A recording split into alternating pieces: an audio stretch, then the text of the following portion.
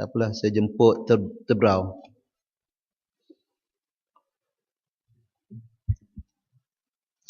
Itu. Ya, sila. Itu. Rasa korang tak cukup bang. Adakah kita kena teruskan atau tidak? Teruskan. Bolehlah. Tak cukup 26.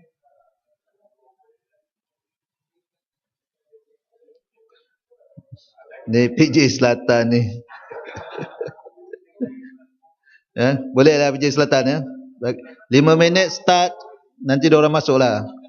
Kawan-kawan kita masuk lah. Bukan nanti baby terbang ni kata kita ni animal farm. Animal farm tak cukup animal mana boleh. Bantu call for quorum. Tak ada animal farm. Ini lewat dry and serious, bukan okay. Animal farm. Tapi Tebrau apa yang dicakap ucap oleh Tebrau tak masuk minit. Hands up. Ya. Okey, sila Tebrau. Okey, Selatan ya. Terima kasih. Terima kasih Datuk Yang Di-Pertua. Ikan bersirip, burung bersayap. Keluar Dewan Negara, masuk Dewan Rakyat. Saya bersyukur dan berterima kasih kepada Datuk Yang Di-Pertua kerana pada minggu terakhir sesi mesyuarat kali ini dan pada hari yang ke-13 sesi ini baru saya berpeluang untuk terlibat dalam perbahasan. Datuk Yang Di-Pertua, saya memang menyokong penyusunan semula Kabinet demi untuk melincirkan lagi pentadbiran. Dan oleh kerana penyusunan semula Kabinet itu, maka bajet perlulah disusun semula berikutan penstrukturan semula Kabinet. Terlebih dahulu saya nak sentuh sedikit berkenaan dengan isu-isu pendidikan. Seperti tadi Yang Berhormat Labis dah sentuh bahawa baru-baru ini, khususnya tahun ini, kita dapati bahawa peratus pelajar kaum Cina yang berjaya ke universiti jatuh ke 19%. Jadi ini sudah membangkitkan sangkaan daripada masyarakat Cina. Ada masyarakat Cina dan ada pihak-pihak yang tertentu yang kata bahawa kerajaan mengambil dendam terhadap masyarakat Cina oleh kerana tidak menyokong Barisan Nasional pada pilihan raya yang ke-13 ini. Dan Tebrau boleh cerah sikit? Saya baru mula. Saya nak mohon untuk pengetahuan tentang tahun ni berapa ramai yang memohon masuk ke universiti kerajaan dan berapa yang berjaya. Dan saya juga ingin tahu apakah sebabnya kejatuhan peratus pelajar yang masuk ke universiti kerajaan pada tahun ini. Oleh kerana saya berharap bahawa perkara ini janganlah kita nanti beratkan lagi perasaan tak puas hati oleh pemuda-pemuda yang tertentu terhadap kerajaan. Dan juga kalau ada pelajar-pelajar yang berbakat, yang prestasi cemerlang dan tidak diterima oleh kerana daripada liputan surat khabar, saya dapati ada beberapa orang pelajar yang kata dia full A, dia punya mata 4.0 tetapi tak ada satu universiti kerajaan yang boleh terima dia. Jadi akhirnya mungkin kita akan hadiahkan pelajar-pelajar yang berbakat ini kepada negara-negara lain, misalnya Singapura. Kemudian saya juga nak sentuh sedikit berkenaan dengan penambilan guru. Saya memang bersetuju dengan menteri yang menyatakan bahawa kita cuma akan ambil 30% yang terbaik saja untuk latihan perguruan. Tapi pada saya adalah seorang bekas pendidik. Pada saya dapati bahawa pencapaian akademik bukanlah satu-satunya faktor yang boleh menjadikan seseorang guru yang cemerlang. Oleh kerana zaman sekarang, cikgu bukan mesin untuk menyampaikan pengetahuan saja. Cikgu sebenarnya adalah facilitator untuk mendidik. Jadi pendidikan berbeza daripada penyampaian pengetahuan. Kalau kita nak sampaikan pengetahuan, orang yang lebih banyak pengetahuan, mungkin dia boleh sampaikan lebih banyak juga. Tapi sebagai pendidik, seorang pendidik, saya rasa bahawa hati jauh lebih penting daripada otak. Kalau orang itu, walaupun dia sangat cemerlang di segi akademik, sekiranya dia sombong, dia rasa bahawa dia di dunia ni dia seorang yang paling pandai dan dia memandang rendah orang-orang lain, saya rasa dia tidak akan menjadi cikgu yang baik. Jadi saya nak minta bahawa Kementerian Pendidikan berikan perhatian kepada perkara ini. Apabila kita interview, bukan saja kita ambil budak yang cemerlang di segi akademik, bahkan kita kena ambil kira sama ada orang itu dia sesuai untuk ataupun tak sesuai untuk menjadi cikgu. Dan saya juga nak sebut sedikit berkenaan dengan insentif untuk menarik para pendidik bertugas di kawasan-kawasan pendalaman dan terpencil. Sekarang kita dapati bahawa ada kawasan-kawasan pendalaman, khususnya di Sabah dan Sarawak, yang tak ada cikgu yang nak pergi. Kalau pergi pun setahun dia nak minta keluar. Jadi saya difahamkan bahawa ada tempat yang tertentu sampai langsung tak ada guru terlatih yang berada di dalam kawasan itu, di sekolah yang berkenaan, hanya guru sementara saja. Jadi saya dapati bahawa kita harus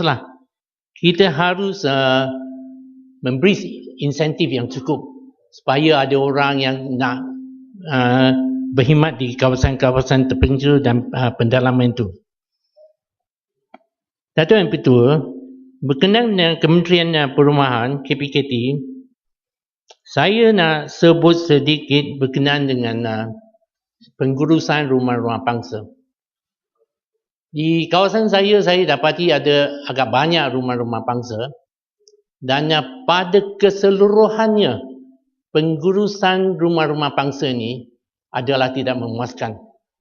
Ini disebabkan oleh beberapa sebab. Yang terutama sekali mungkin kerana ramai penghuni yang tidak mau membayar iuran pengurusan dan menyebabkan pihak mengurus ini tak cukup sumber kewangan untuk mengurus dengan baik. Tapi di dalam kawasan Tebrau juga ada satu kawasan rumah pangsa yang saya dapati amat baik dan boleh dijadikan teladan, iaitu rumah pangsa Orchid di Taman Desa Cemerlang. Baru-baru itu mereka sedang menuju untuk mendapatkan ISO. Kalau saya tak silap ISO 9, ISO apa saya tak ingat lah. Tapi boleh minta laluan ke Yang Muhammad? Ya, Kota Melaka. Ya, terima kasih. Sila. Ya, saya nampak Yang Muhammad Terbau ni berbahas dalam cara yang baik dan Dewan Sidang pun dengan keadaan yang begitu baik. Saya ingin tanya Yang Muhammad Terbau, ingin tarik balik sanggahan Yang Muhammad terhadap Dewan Rakyat ni, katakan ini sebagai satu animal farm di luar. Ingin tarik balik sanggahan ni.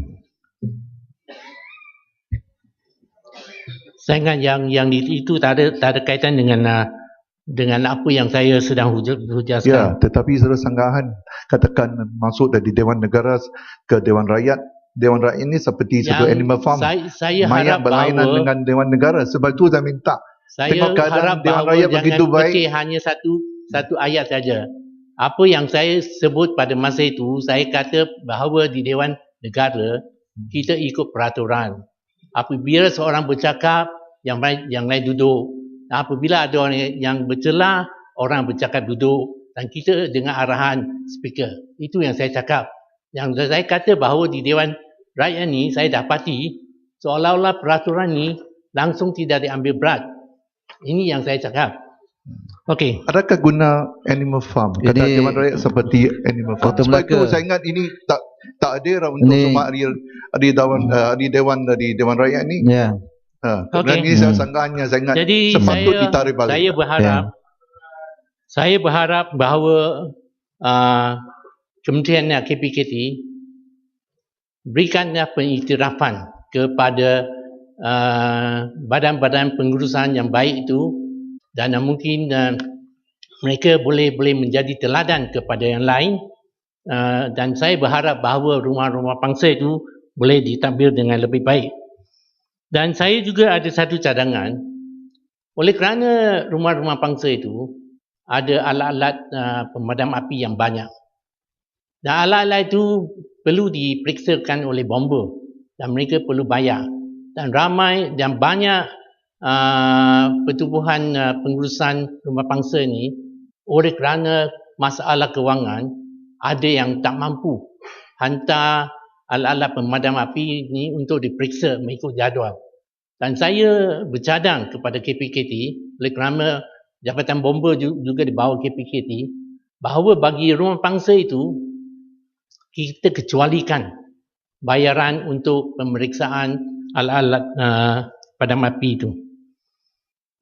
Datuk Yang Pertua, saya memuji usaha Parlimen untuk mengadakan e-risalat, e-book dan sebagainya.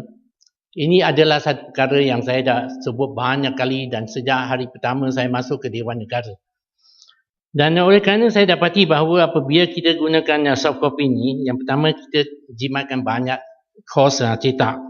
Yang kedua kita jimat kertas-kertas, dan ini juga adalah satu langkah